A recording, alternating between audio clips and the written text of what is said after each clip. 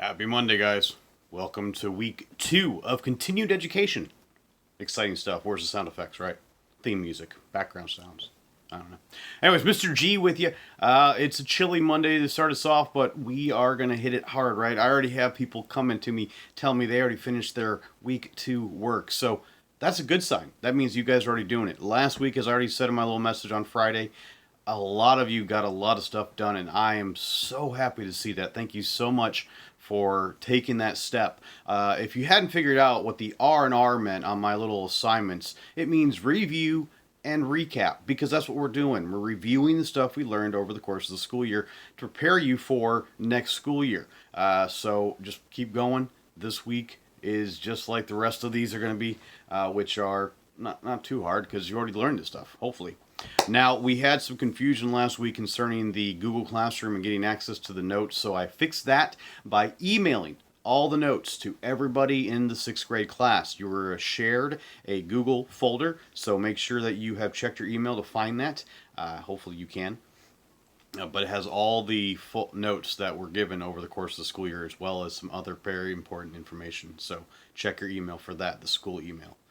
If you're having problems getting into the school email, later this week I'm going to try and put on some instructional tutorial videos if I can to kind of help you guide along that. But for those that are not in the Google Classroom, and there are still a few of you, once more, your classroom code is right there, MK42R5Y. It makes sense when you get into Google Classroom and it asks you for a class code. That's what you put in. And that's how you get to our class to be able to see other things that I post throughout the next 5 weeks.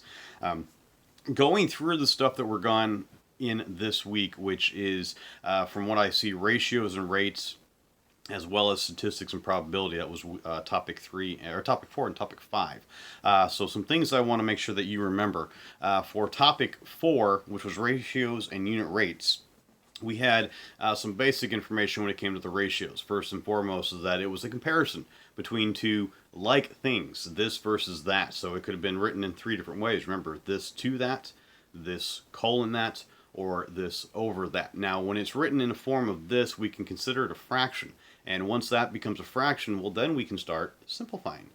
You can technically simplify those other ones too, but thinking about it in a fraction form for you, it usually helps a little easier. Okay, so that's the big piece about ratios. Also, when we're talking about rates, the one thing you also want to remember is that that's another comparison, but it compares different things. Okay, and when you're talking about unit rates, that's that comparison when you're comparing it down to a single thing. Again, going back to the concept of the fraction, that means that your bottom number becomes a 1. So the way to think about that is like price per gallon, price per pound if you go shopping for produce, things of that nature. So when you're going through the lessons, that'll hopefully help you guide along that way. Also, when it came to topic 5, that, of course, was statistics and probability. We had some basic concepts with that. First and foremost, we had central tendency, MMR, which was mean, median, mode, and range. When we're talking about the mean, we meant the average. Add them all together, divide them by the number of pieces that are there. Median, that's the middle. Mode, we're talking the most repeated. And of course, range, you take the biggest minus the smallest, and you subtract, you get your range of the data set. Most important thing, what I always tell you to do, put them in order, least the greatest first. Box plots, same thing, least the greatest. Then you're looking for the 5-number summary to create that box plot. That 5-number summary, again, was the minimum. Lower quartile, otherwise known as quartile 1. The median, which was quartile 2. The upper quartile, quartile 3. And, of course, your maximum. All these important pieces help you guide along to create your box plot. That's what we're doing this week. Go through your study islands. Ask the questions if you got them. Of course, don't forget your Pearson Realize. Don't forget your Pearson Realize. There, right there. You, right? Yeah, okay, right there. Don't forget your Pearson Realize, please. Good job. Again, I appreciate seeing you guys doing the work. Don't forget, get your yearbook if you haven't already. That's all I got. We'll catch you later this week. Have a good one.